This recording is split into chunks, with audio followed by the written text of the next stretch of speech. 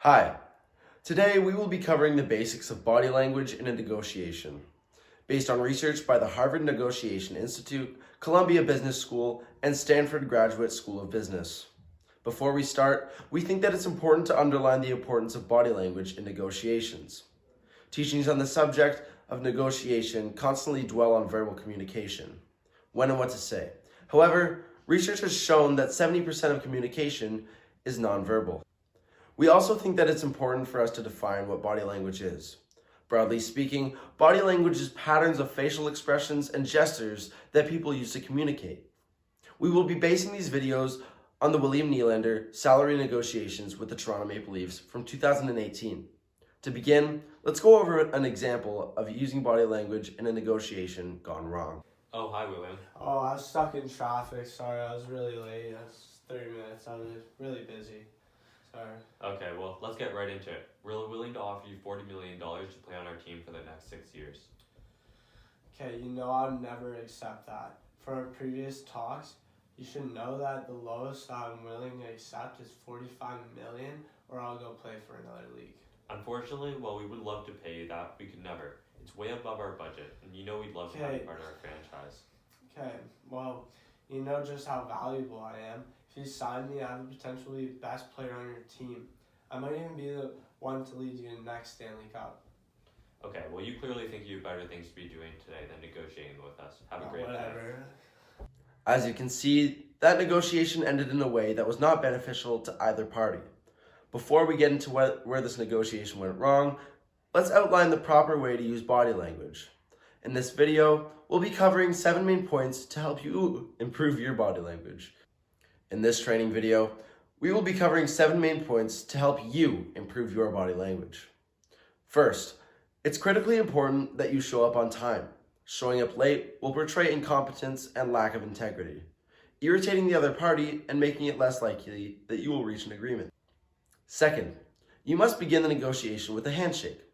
Studies have repeatedly shown that if you can perfect the handshake when beginning a negotiation, it will instill a feeling of honesty, making it more likely that an agreement will be reached. Third, you need to keep an appropriate level of eye contact. Too little eye contact will make it seem as though you are being dishonest, while too much eye contact will make you seem threatening. Both sides of this can damage the negotiation. Fourth, it's important to smile and keep your chin up. Even if you don't like the other party, it's damaging to the negotiation if you make that known. Fifth, you always need to keep an appropriate level of distance between the two parties. If you sit too close, you risk making the other party feel uncomfortable. As a general rule, try to keep at least 4 feet of distance between you and the other party. Sixth, it's important that you keep in mind what you are doing with your limbs. There are 2 main parts to this point. If you continually tap your leg or shake a body part, it will instill a feeling that you are distracted and don't want to be at the negotiation. Similarly, if you cross your arms across your chest, like so, it will seem as though you are defensive and have already made up your mind about the topic. Seventh and finally, keep your arms down. Research has shown that when a person touches their face, it's often because they are anxious or lying. Looking at where the negotiation went wrong, we can see that Nylander did pretty much the opposite of all principles previously laid out. When he entered the room, he did not shake the opposing party's hand. He did not maintain eye contact, he didn't smile, he kept his chin down, he sat extremely close to the other partner, and did not keep still. He repeatedly cut off the opposing party as well. Let's see what happens if our Nylander had known the points going into the negotiation. Hi, William Nylander. Pleasure to meet you. Hi, right on time. Just the amount of commitment we'd like to see from someone on our team. So, as you may know, we're willing to offer you $40 million to play on our team for the next 6 years.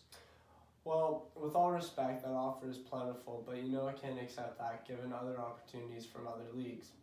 From our previous talks, I made it clear that the lowest I would be willing to accept is $42 million. Although it puts us far above our budget, we'd love to have you on our team. We'd be very disappointed if you couldn't join us.